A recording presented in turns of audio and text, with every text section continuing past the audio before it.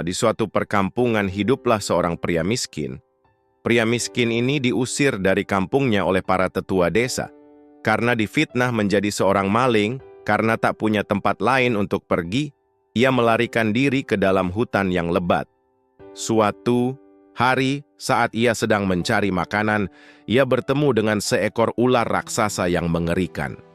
Pada awalnya, pria itu merasa sangat takut, namun ia tidak mencoba melawan. Anehnya, ular raksasa itu tidak menyerangnya. Sebaliknya, ular tersebut dapat berbicara dan ternyata adalah ratu ular. Setelah beberapa waktu, pria miskin tersebut akhirnya menikah dengan ratu ular.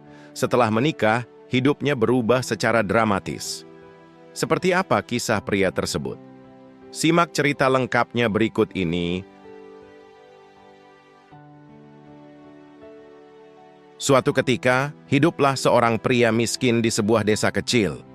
Ia adalah seorang yang jujur, baik hati, dan sederhana, namun sering dianggap rendah oleh penduduk desa karena kemiskinannya. Meskipun ia bekerja keras, keberuntungan tidak pernah berpihak padanya. Beberapa orang di desanya memandang rendah pria itu dan sering menghinanya. Hingga pada suatu waktu, karena tuduhan atau fitnah yang tidak berdasar, pria miskin ini diusir dari kampungnya oleh para tetua desa. Tak punya tempat lain untuk pergi, ia melarikan diri ke dalam hutan yang lebat. Hutan tersebut terkenal angker dan jarang dijamah manusia karena banyak cerita tentang makhluk gaib yang mendiami tempat itu. Namun, pria tersebut tidak memiliki pilihan lain. Dalam kesendirian dan keputusasaan, ia menetap di hutan dan bertahan hidup dengan segala sumber daya alam yang tersedia. Suatu hari saat ia sedang mencari makanan, ia bertemu dengan seekor ular raksasa yang mengerikan. Pada awalnya, pria itu merasa sangat takut, namun ia tidak mencoba melawan. Anehnya, ular raksasa itu tidak menyerangnya.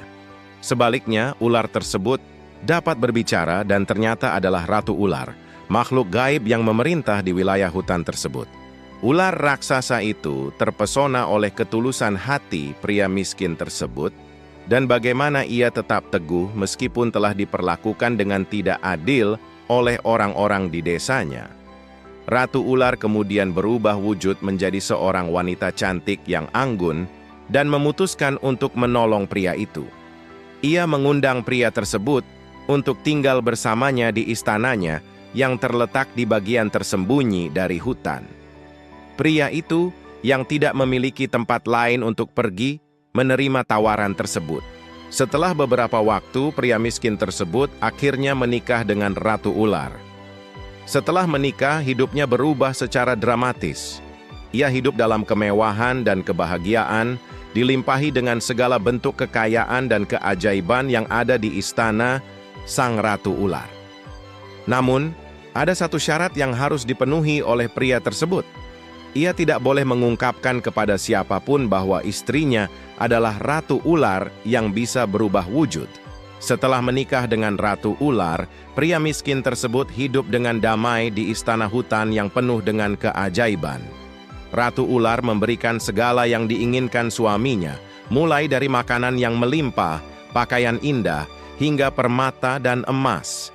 Mereka menjalani kehidupan bahagia jauh dari hiruk-pikuk dunia luar.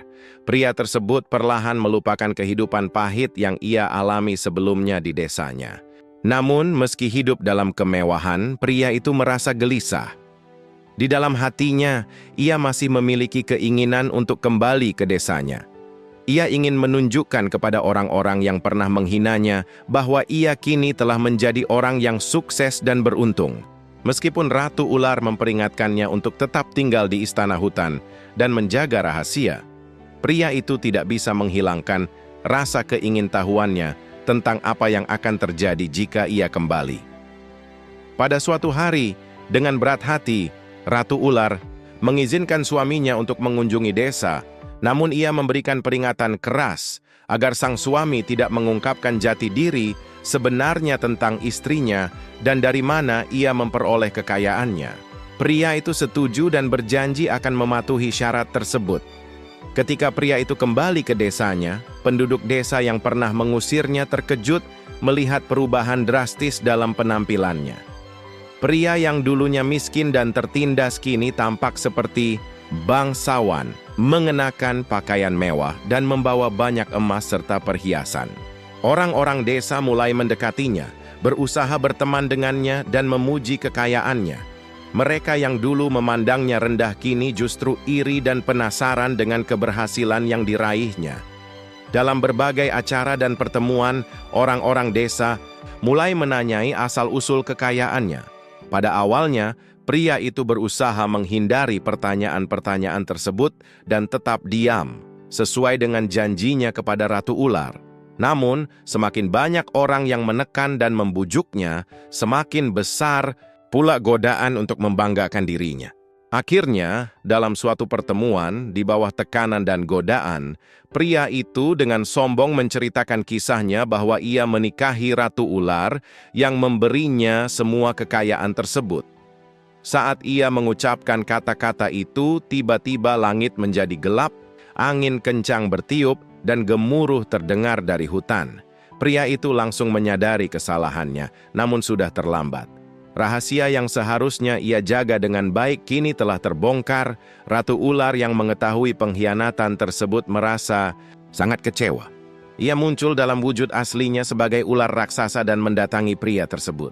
Dengan suara penuh duka dan kemarahan, Ratu Ular berkata, "Aku telah mempercayaimu dan memberikan segalanya, namun engkau telah melanggar janji. Kini kau harus menanggung akibatnya."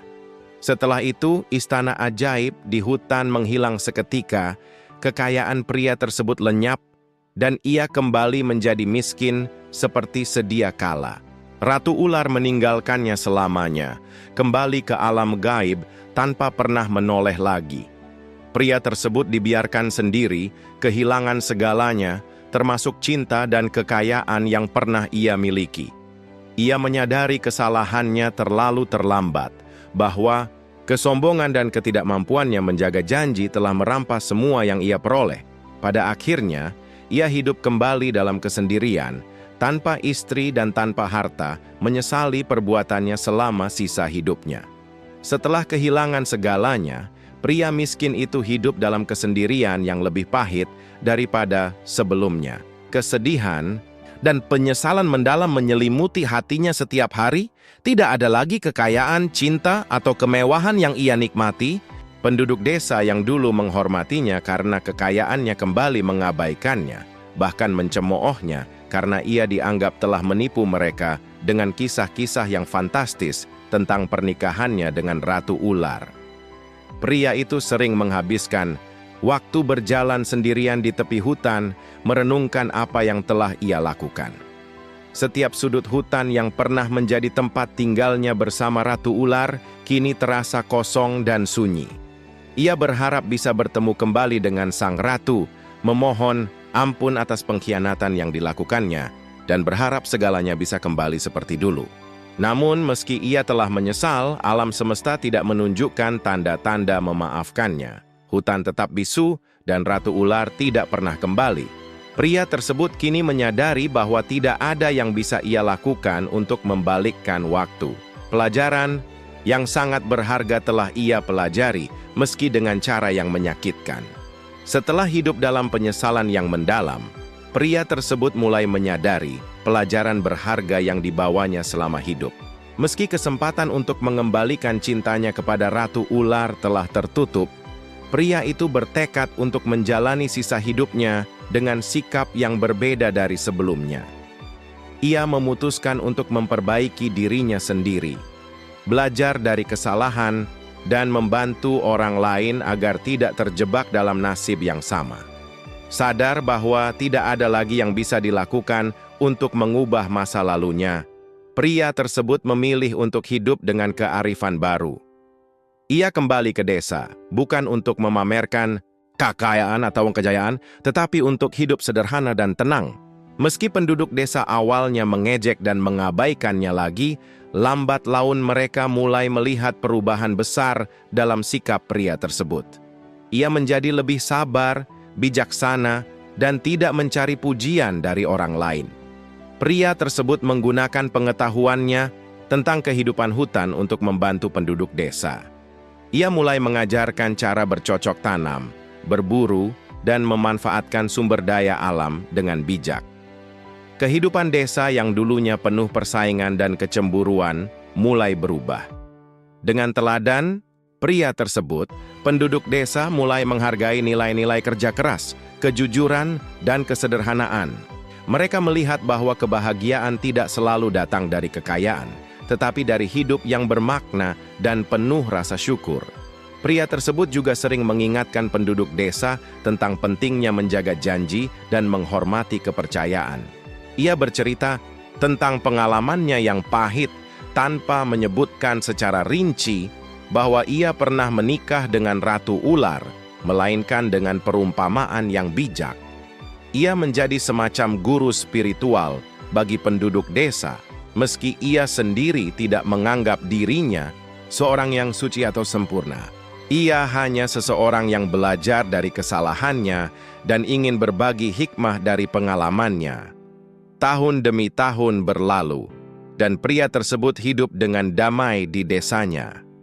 Meski ia tidak lagi memiliki kekayaan atau kemewahan seperti dulu, hatinya nedokan sifat lebih tentang dan penuh dengan kedamaian. Ia menerima kehidupan apa adanya tanpa lagi meratapi masa lalu atau memikirkan apa yang telah hilang. Dalam kesederhanaan, ia menemukan kebahagiaan yang sejati. Pada akhir hidupnya, pria tersebut dikenal sebagai orang bijak yang dihormati di desanya. Banyak orang datang untuk meminta nasihat darinya, dan ia selalu menyambut mereka dengan rendah hati. Di penghujung hidupnya, pria itu merasa bahwa meskipun ia telah kehilangan cinta dari Ratu Ular, ia telah menemukan cinta yang lebih besar, cinta kepada kehidupan dan penerimaan diri. Saat ajalnya tiba, pria tersebut meninggal dengan damai, dikelilingi oleh orang-orang yang ia bantu dan yang menghormatinya. Meski ia tidak lagi memiliki kekayaan atau kemewahan, namanya dikenang sebagai sosok yang memberikan pelajaran berharga tentang kehidupan. Setelah kematiannya, kisah hidup pria tersebut terus diceritakan turun-temurun sebagai legenda di desa itu. Namun, kisah tersebut bukan lagi tentang seorang pria yang diusir dari desa dan menikah dengan Ratu Ular, melainkan tentang seseorang yang mengalami kejatuhan karena kesombongan, kemudian bangkit kembali melalui penerimaan, penebusan, dan kearifan. Orang-orang di desa menyimpan moral dari cerita itu sebagai pelajaran bahwa kekayaan materi adalah sementara, tapi kekayaan batin adalah abadi. Penyesalan bisa membawa perubahan, asalkan seseorang mau belajar dari kesalahan.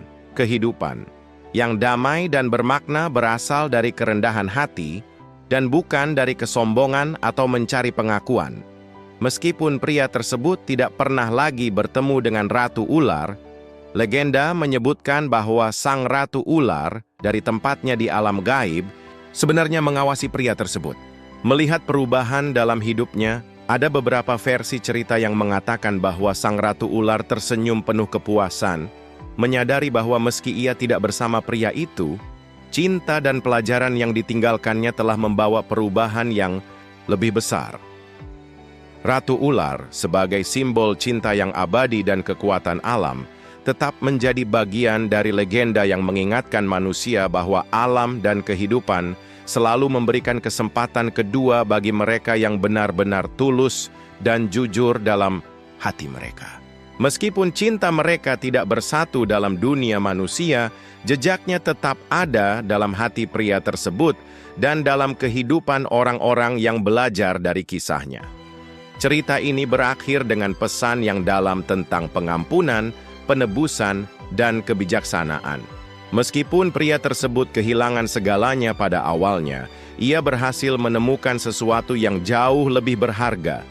Pemahaman tentang kehidupan, cinta sejati, dan penerimaan diri.